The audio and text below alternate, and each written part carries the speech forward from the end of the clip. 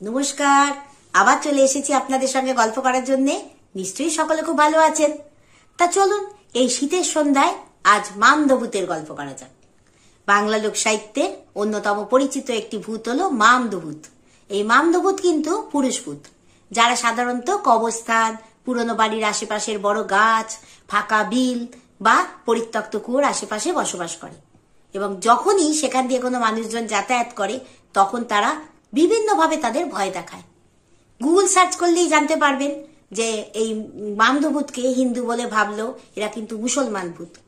হিন্দু বিশ্বাস অনুযায়ী যখন কোনো মুসলিম ব্যক্তি মারা যান এবং প্রেতলোকের বাসিন্দা হন তখন তাকে বলা হয় মামদভূত। এরা কিন্তু অন্যান্য ভূতেদের থেকেও ভয়ঙ্কর রূপে পরিচিত। তা এদের শারীরিক গঠন বর্ণনা শুনলেই বুঝতে পারবেন। হিন্দুদের মধ্যে অনেক রকম ভূতেদের উল্লেখ পাওয়া গেল, মুসলিমদের মধ্যে কিন্তু শুধুমাত্র জিন বা পরীর উল্লেখই পাওয়া যায়।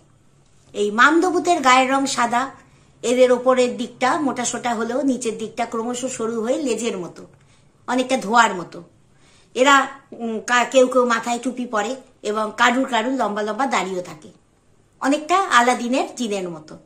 আবার মামদভূত যখন কারুর ঘাড়ে চাপে তখন বলা হয় জিন ভর করেছে। কেমন লাগলো মামদভূতের গল্প? যদি ভালো লাগে অবশ্যই আমার সাথে থাকবেন, আগামীতে আরো ভূতের গল্প করব। সকলে ভালো থাকবেন। নমস্কার।